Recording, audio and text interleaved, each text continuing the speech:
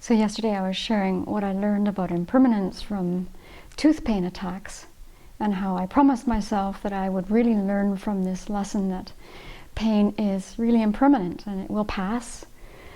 And so no sooner had I had that thought that the next day I received an email from an old friend that I've known for probably more than half of my life. And I'm going to read you the words that were in the email. It was very short, but it absolutely blew me sideways. I am sorry that I devastated your life. Every day I'm sorry.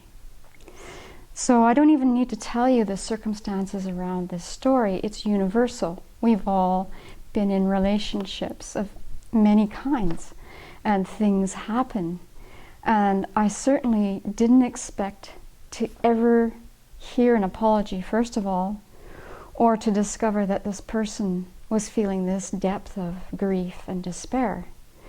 And so what did I do? Well, my mind went crazy. And I immediately went back into the past, and I was reliving the stories that happened, and then I thought, well, it's about time you sent that apology.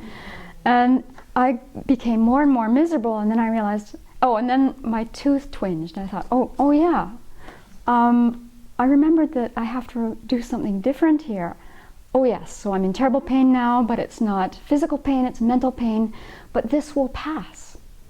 So then I just kept on with the stories, getting more and more cranky and miserable, and just thinking of all the things I could now finally say.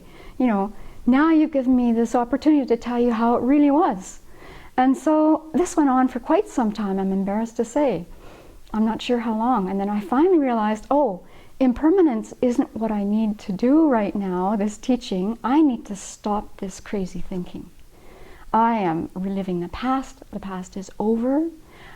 I have forgiven that person years ago, and look what I'm doing. I'm absolutely miserable. And so once I've got that figured out, I realized I was in no shape at all to write an email response, because I was really a wreck. I had to get distance from this, and I had to settle down.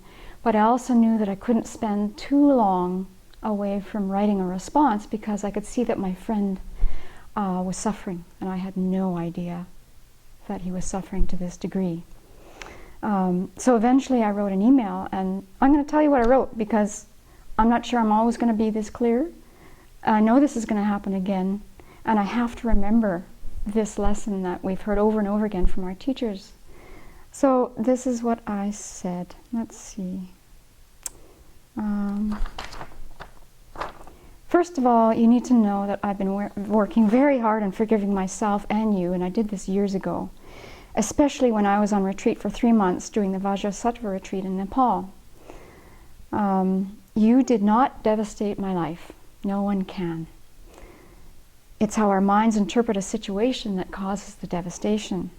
So please relieve yourself of the guilt and pain that you're inflicting on yourself. I'm taking what you have written as an apology, and I accept. I want to ask your forgiveness for the pain that I caused you, and I want to apologize for the pain I caused you that I'm aware of, and all the parts that I'm not aware of due to my current ignorance. And then I went on to give him some advice, of course, because advice is easy. But I said, please go to the teachings on the Sravasti Abbey website. Click on the button that says Mind Training Like Rays of the Sun. There's about 1.5 years of teachings there that can really help you with this. It's all about transforming our mind and learning from these situations. So, in conclusion, I see that the visits to the dentist have been very fruitful. It really allowed me to see my mind more clearly, the way it malfunctions, which is most of the time. And I'm not wishing any of you painful experiences to get to the point of practicing. I just wish that we would all apply the teachings in every situation.